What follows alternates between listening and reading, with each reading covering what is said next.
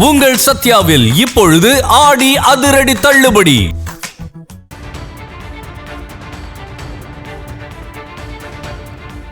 அண்மை செய்தி. சேலத்தில் திமுக பெண் கவுன்சிலரை சாலையில் வைத்து கடுமையாக தாக்கிய காவல்துறை துணை கண்காணிப்பாளர்.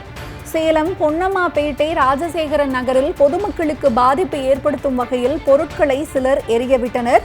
பொருட்களை எரியவிட்டதை தட்டி கேட்ட 10வது வார்டு திமுக கவுன்சிலர் சாந்தியை வீட்டிலிருந்த டிஎஸ்பி காந்தி சாலையிலேயே கடுமையாக தாக்கினார். தாக்குதலில் காயமடைந்த கவுன்சிலர் சாந்தி சேலம் அரசு மருத்துவமனையில் அனுமதிக்கப்பட்டு சிகிச்சை பெற்று வருகிறார். திமுக பெண் கவுன்சிலரை டிஎஸ்பி காந்தி தாக்கும் வீடியோ காட்சிகள் வெளியாகி அதிர்ச்சியை ஏற்படுத்தியுள்ளது. இது தொடர்பான கூடுதல் விவரங்களை எமது செய்தியாளர் சக்திவேலிடம் கேட்டறியலாம். வணக்கம் சக்திவேல், விவரம் என்ன? வணக்கம் தனலட்சுமி. சேலம் மாநகராட்சி 10வது கோட்டை மாமன்ற உறுப்பினராக இருப்பவர் காந்தி.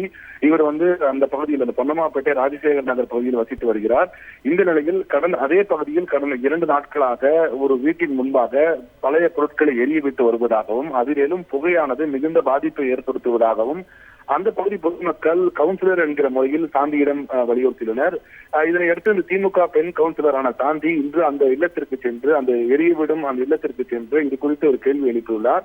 அப்பொழுது அந்த வீட்டில் இருந்த காவல்துறை கூடுதல் துணை கண்காணிப்பாளர் காந்தி என்பவர் பெண் கவுன்சிலரிடம் கடுமையான வாக்குவாதத்தில் ஈடுபட்டு சாலையிலேயே அவரை கடுமையாக தாக்கியுள்ளார். இது தொடர்பான சிசிடிவி காட்சிகள் தற்போது வெளியாகியுள்ளன.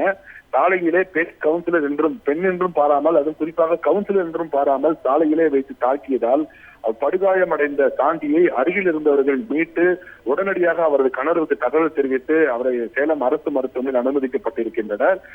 இந்த தாக்குதலுக்குள்ளான பெண் கவுன்சிலர் பொதுமக்களுக்காக கேள்வி எழுப்பும் போது இந்த மாதிரி தாக்குதல் நடத்திய காவல்துறை அதிகாரி தாக்குதல் நடத்தியிருப்பது மிகுந்த ஒரு பரபரப்பை ஏற்படுத்தியிருக்கிறது.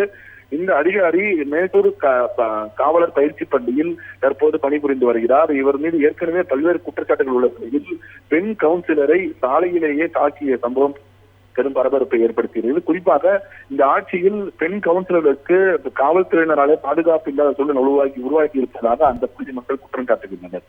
தனலட்சுமி, உங்களுடைய அண்மை விவரங்களுக்கு நன்றி சக்திவேல்.